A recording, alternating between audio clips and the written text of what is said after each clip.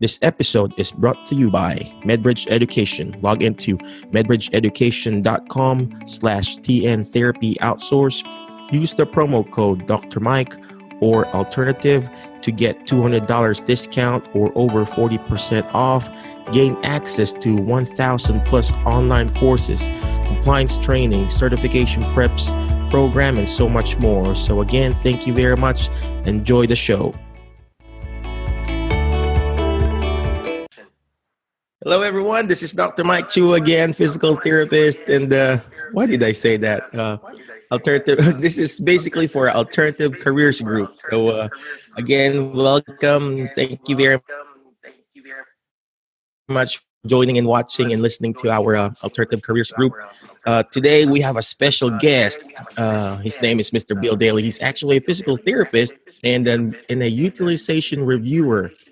And he's going to help us out how to start our career, how to be the best that we can be, and how to find this online career that everybody's looking for. So last time I talked to him, I asked him, "Hey, where are you at, Bill?" "Well, I'm here at home working." And you know what's funny? We were just talking before we started that his wife also works for VIP, the VIP kid. So just imagine him and his wife, they're at home enjoying their time of their life, being with their kids and being the best that they can be, and not being stressed out with home health, nursing home, or outpatient asking for productivity. So we have this special guest. Let's learn a lot from him and be the best that we can be with Bill. So again, thank you very much, Mr. Bill. Appreciate you. So where are you from, Bill?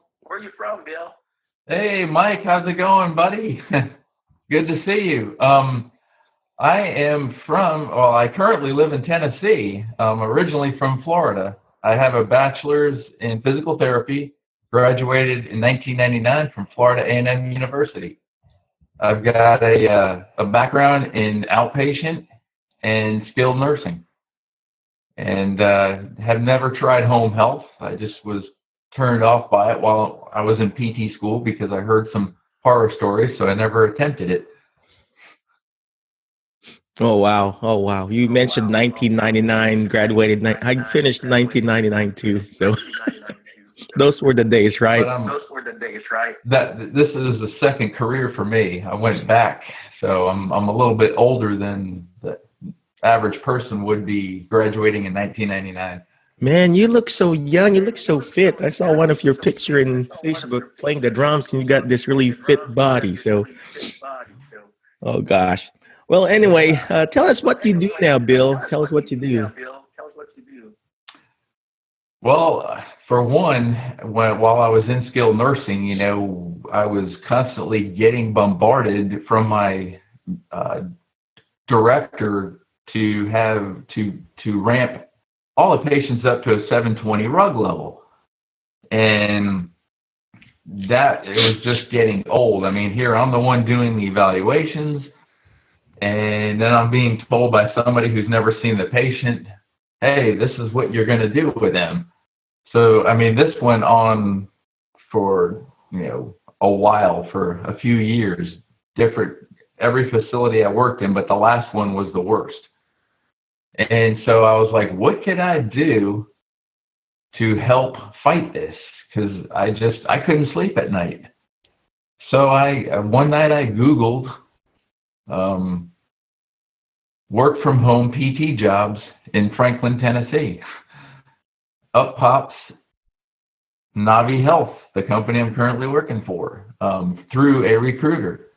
So I applied to it, and I got a call the next morning. The recruiter wanted to interview me, so they did. I answered the 10 questions. They submitted them to Navi. Navi came back and said, "We want a formal interview with him." So I interviewed the next week, and then the day after the interview, I was offered the position.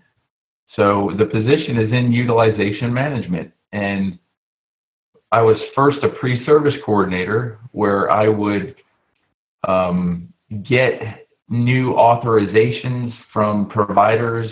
It could be, the patient could be in any setting. They could be in the acute hospital.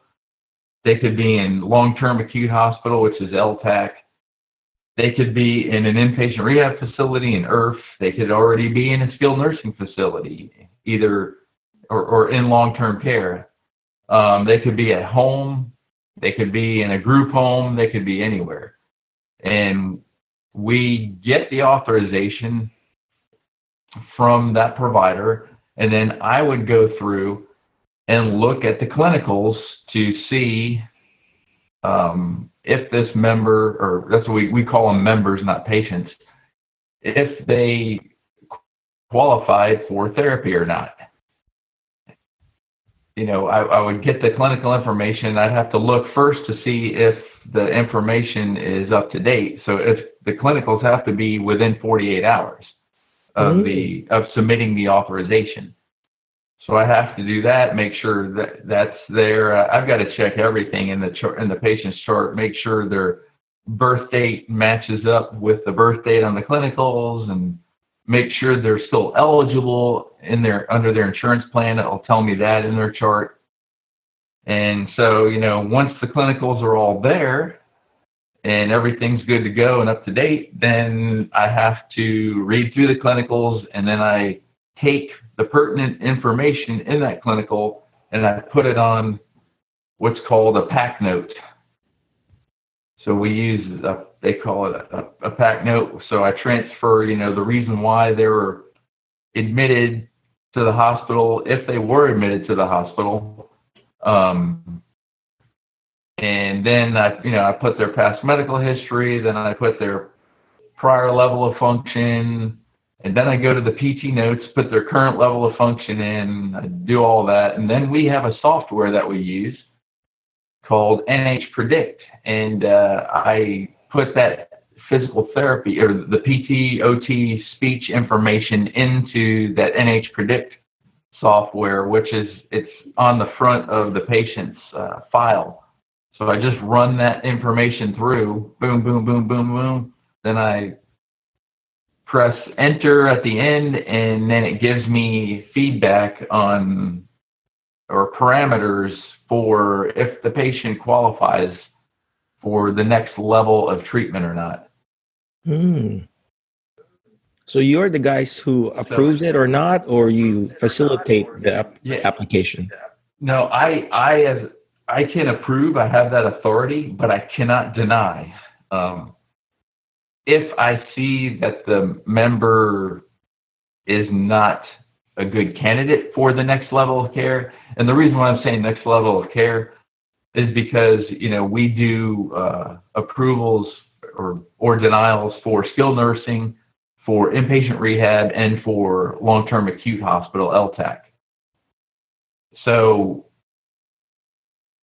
if I see that the member, you know, I don't think that what's being requested is what this member needs, you know, I might say, hey, you know, they don't need skilled nursing. They can actually go home with home health. They have some caregivers at home. They can do that, or they need long-term care under Part B services. So what I do is at that point, then I would send it to our medical director. They review the case, and if they agree with me, they'll message me back through it's called the MDR, Medical Director Review. They message me back through there and say, offer a peer-to-peer. So a peer-to-peer is where our physician and the member's physician would discuss the case. So I will call the provider and I'll say, you know, after reviewing so-and-so's chart, I sent it to the medical director. The medical director reviewed it too, and they do not agree with what you're requesting. We both believe that the member would benefit from this other, you know, setting. So our medical director is offering a peer-to-peer. And here is the information to call for this member's physician to call in to speak with our physician. And we are giving you a deadline. So we give them like 24 hours. So if it's say if it's 1 o'clock in the afternoon, so do you? I would say you have the member's physician has until noon tomorrow to call in, and then if we do not receive a call back, we will proceed with the determination. So this decision here, you coordinate with whom? With the facility themselves, you and the facility, or member? It's with the facility. Okay. Everything is coordinated through the case manager or social worker, whoever it is that submits it, or liaison. Everything is coordinated through them, and then they go and ask the treating physician, and it could be a nurse practitioner or a physician's assistant too. It doesn't have to be an MD. Okay, that's so good. But it can't be a PT, an OT, or a speech therapist, or just a nurse. It's got to be nurse practitioner, physician's assistant, or physician. And then they'll relay the information to them, and then they make the choice of if they want to do the peer-to-peer or not. Sometimes the provider will call back and say, hey, Dr. So-and-so doesn't or declines the peer-to-peer, go ahead and make your determination. Or our physician will get a phone call, Dr. So-and-so, I'd like to do a peer-to-peer and discuss this case for so-and-so with you. And sometimes the patient's physician does give good information and persuades our physician to approve the case. But I would say 90% of the time, the case is usually denied. Okay. So basically, you're in that middle part. Yeah, and just for FYI, I am no longer in that position. I'm in a totally different position with Navi Health. I'm a denials coordinator now. So that was my old role that I did that. Okay. All right. So you're the denial guy. Yeah. Well, no, I'm as a denials coordinator, once the member is denied, then we have they call it a queue or a portal, and all the denied cases go into the denials team's queue. And so I'll go in and see, oh yeah, okay, there's 3 or 4 in there. I grab one, and then I type up the denials letter now. Oh wow. So after the fact, I'm on the back end of it now instead of the front end. Oh wow. Well, anyway, let me ask you this, since I'm a clinician, I'm still a clinician. Is there does our documentation really weighs when you decide the denial? Do you really read our narrative when I say, hey, this patient is really homebound, or this patient really needs physical therapy still because of all this standardized scores are still low? Yes, we definitely read all the documentation, especially with therapy. That's where I always went through the therapy with a fine-tooth comb. Mm-hmm. But if a patient is, let's say, they're functioning at a supervision level, I mean, and even if they have, if they have dementia, of course, they're not following. Well, it just depends on, the level of dementia. If they're not following commands, that still wouldn't qualify them for therapy. We would probably refer them to home health or long-term care for Part B services. So, I mean, every case, it's every member is treated accordingly on a case-by-case basis. So everybody's different. I mean, I've had patients in the past where they were at a supervision level, but they had like 15 steps to enter their home and did not have a caregiver. They lived alone. So we would approve a short skilled nursing stay for them to work on stairs training. Hmm. Okay. So But if that for for the people who are listening right now, even though our group is called Alternative Careers Group, our documentation is very important. I mean, like what Bill said, this is the guy that the denials coordinator. We really need to be on top of our documentation and paint a really really good picture for our patient, because this is just the things that we do. I know we do a lot of what you call this hands-on treatment, but it's the reason why we're really here to provide a painting a good picture for our patients so they could see what we're really doing. Hopefully someday we can just take a video of this patient, you know, and show them, hey, this is what their situation, and it's just they still really need help. Someday, hopefully someday we do that, right? But just that example of that patient, that's one of the reasons why documentation is important. What if that therapist had left out that member did not have 15 steps to enter their home and lived alone?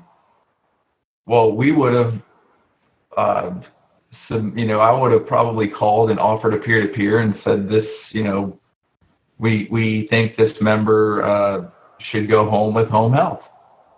And because that therapist documented that this member has 15 steps to enter their home, they live alone, they do not have an available caregiver, that let this patient actually get the proper post-acute care. That's true. why documentation is very, very important. That's so true. And especially since, we're sitting behind the desk, we're not evaluating the patient in person like that therapist is, so you really have to document very thoroughly for us to get the picture of what's going on with this member.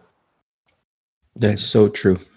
I worked at the hospital one time, and then we just click this, just the clicking thing and not even thinking about that. So we get a lot of denials, patients going to the nursing home because of this. And, I guess this is what's happening now. Because in the hospital, the documentation is just very, very simple. You're not even, nobody's even scrutinizing it. So, yeah. So we really need to be on top of it, if you're a therapist right now. Even though our group is called Alternative Careers Group and trying to get out of this situation. So yeah, let's go back to our topic, Bill. To the utilization management guy. So what are the benefits of being working at home, like what you mentioned? Oh, I love working from home. I mean, for one of the biggest benefits is you don't have to commute. You don't have to drive in traffic. You don't have to get uptight because you're driving in all that traffic. You save gas. You save wear and tear on gas. You save wear and tear on yourself because you're not driving in that traffic pulling your hair out. For me, it's like I get to eat because I like to, eat pretty healthy. So I get to eat out of my refrigerator instead of, maybe being tempted to go out to eat, while I'm working, or because I don't have time to make my lunch in the morning or something like that. And I get to, exercise more frequently because I don't have that commute to work and after work. So I can work out, before work. I can work out on my lunchtime. I can work out right after work. And the other beauty of it is my wife is home. She homeschools our daughter, and so we're all here together. We all have lunch together, and I get to see them, and yeah, that's great. I love working from home. Now I'm jealous, man. I'm like driving all over. Like yesterday I drive all the way 2 hours away. Gosh. Today, after this interview, we're going to Clarksville. I'm going to drive my wife and go to her store there. So she's driving all the time. Now you're there at home, being with your kid, with your daughter and your wife, and it's just like, oh well. So if you are listening right now at our Alternative Careers Group, We're also sharing this to one of my group called League of Extraordinary Filipino Therapists. Check out Bill. He's really good. We're actually going to launch a course. Wherein I will interview Bill for 4 weeks about how to start being a utilization reviewer, how to find companies that offer this type of job, how to match your resume, and that way you can apply to be like him, start being a utilization reviewer, and then hopefully someday can be a denial coordinator. You be the person who denies, boom, and be the best that you can be, because there are some people out there who are, not Bill, he's physically fit, but there are a lot of therapists out there who are actually not really homebound, but they have disabilities, back issues. Some I met some people in our group. They had cancer and they need to stay at home. And some people they can't find a job in their local area. And this will be a perfect fit for you guys if you are really, detail oriented and wants to be the best that you can be at home. This coming June, this is that right, Bill? This coming June, Correct. we're gonna be interviewing Bill for 4 weeks. He's gonna present us, some tips and tricks and how to get in to his actual company. I think he's coached like 4 or 5 people or therapists, and now they're all on board in his company and being the best that they can be and working at home. Who doesn't want to work at home? Everybody wants to work at home. My wife, she's a nurse. She works at home doing all this selling online, and she has a physical store, and at the same time she's selling stuff online on eBay and stuff like that.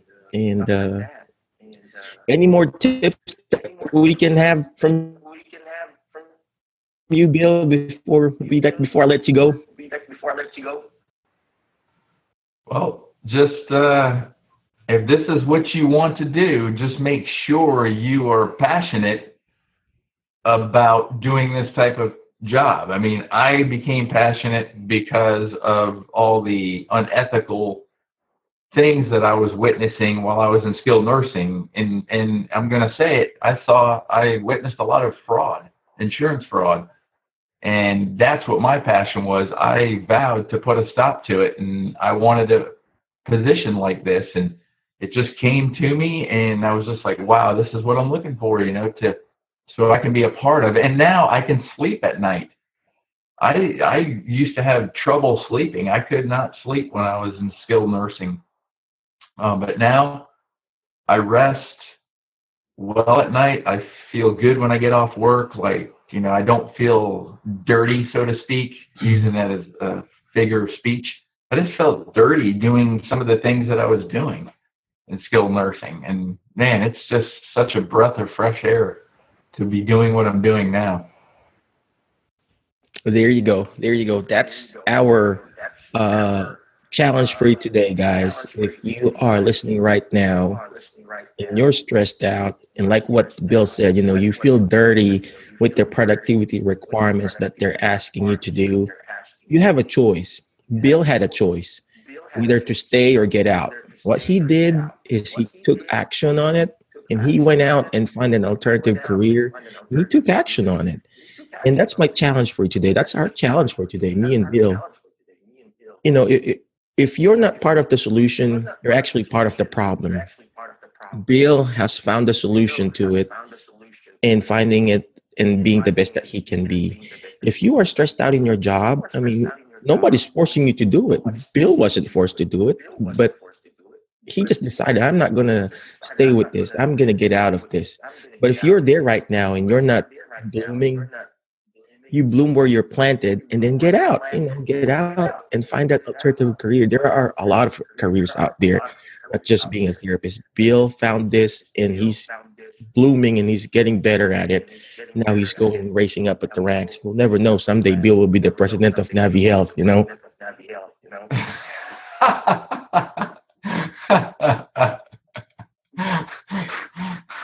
Look at that smile. He will someday. Or declaring that.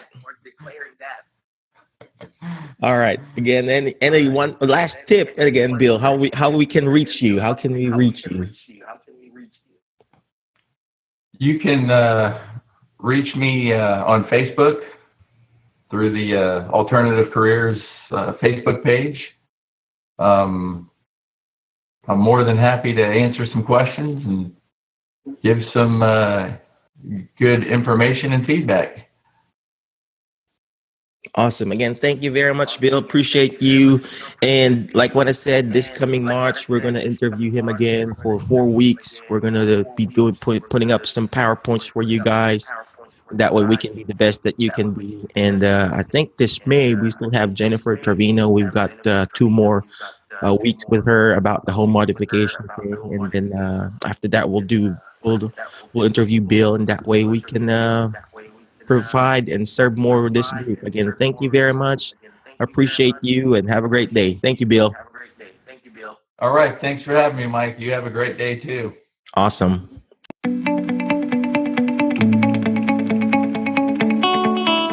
Thank you for listening to our show for today. Again, if you need education, you need CEU courses, log into medbridgeeducation.com/TN Therapy Outsource. Use the promo code Dr. Mike or Alternative. Again, thank you very much for watching our show. God bless you. And always remember, movement matters to your brain matter. God bless you and have a great day. Bye-bye.